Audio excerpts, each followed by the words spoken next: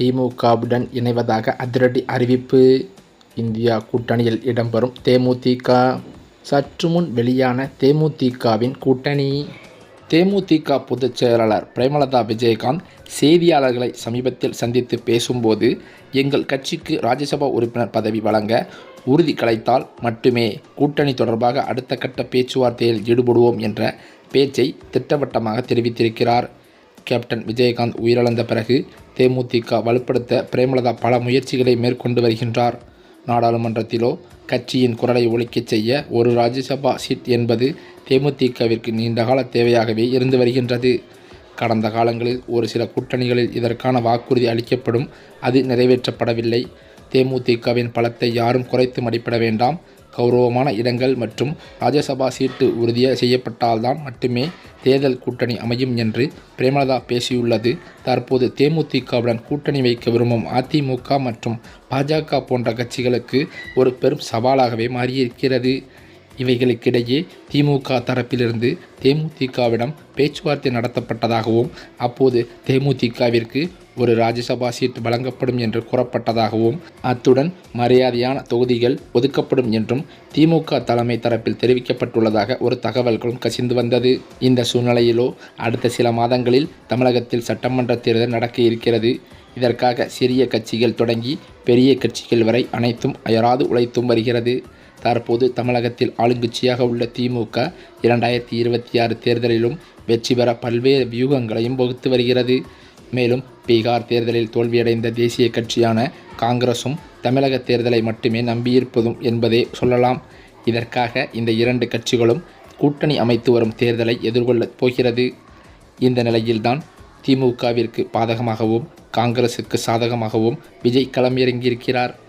காங்கிரஸ் பீகார் தேர்தலில் தோல்வியடைந்ததை மையப்படுத்தி அதன் கோரிக்கைகளை திமுக மறுத்து வருகிறது. இதன் காரணத்தினால் இவர்கள் திமுகவிலிருந்து விலகி விஜய் கட்சியில் இணையும் போக்கை காட்டி வருகின்றனர். காங்கிரசுக்கு தமிழகத்தில் அதிக அளவில் பக்கபலமாக, திமுகவில் ஸ்டாலினுக்கு பக்கபலமாக இருந்தது.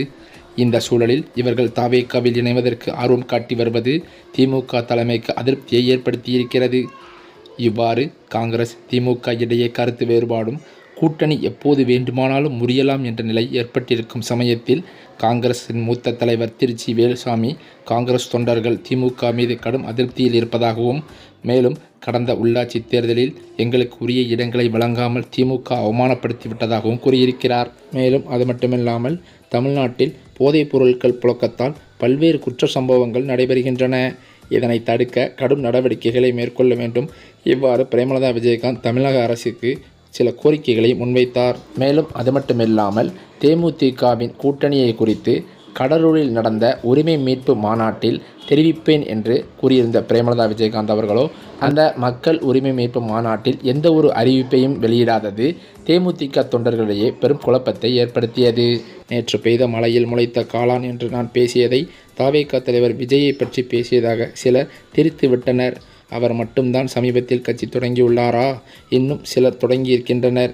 தேமுதிக விஜயகாந்த் பிரேமலதா பேசும்போது, விஜய் எங்கள் வீட்டு பையன் என்று எல்லா இடங்களிலும் நான் கூறி வருகிறேன். தற்போது அவர் அரசியலுக்கு புதிதாக வந்துள்ளார். அவர் தன்னை நிரூபித்து சாதிக்க வேண்டும்.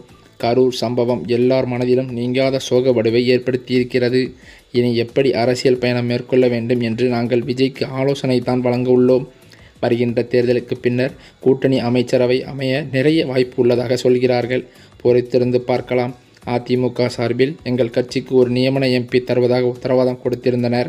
ஆனால் அது 2025ஆம் ஆண்டிலோ 2026ஆம் ஆண்டிலா என்று கூறவில்லையாம். நாங்கள் 2025 என்று நினைத்தோம். அதனால் குழப்பம் ஏற்பட்டது. இதனால் எங்கள் கூட்டணி முறிந்து போனதாக சிலரும் கூறி வருகின்றனர். எம்பி சீட்டுக்காக நாங்கள் கூட்டணி வைக்க வேண்டும் என்று யாருக்கும் அவசியமில்லை என்று அவர் கூறினார். மேலும் பீகார் தேர்தல் வெற்றி தமிழகத்தில் பிரதிபலிக்குமா என்று என்னால் சொல்ல முடியாது.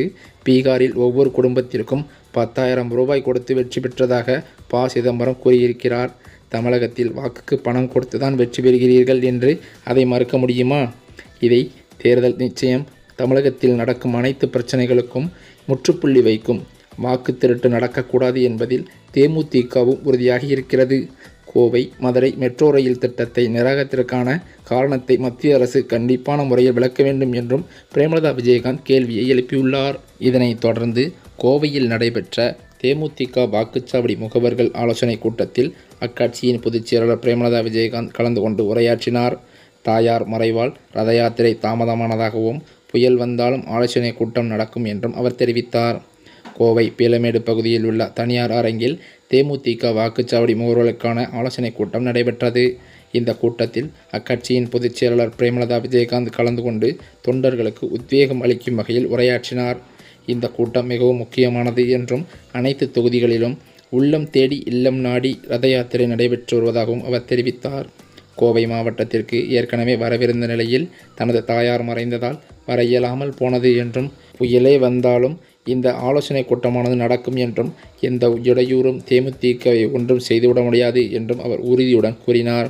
கூட்டத்தில் பேசிய பிரேமலதா விஜயகாந்த் இன்று காலை காவல்துறையினர் கட்சி கொடிகளை அகற்றச் சொல்லி இடையூறுகளை ஏற்படுத்தியதாக கட்சியினர் கூறியதை சுட்டிக்காட்டினார்.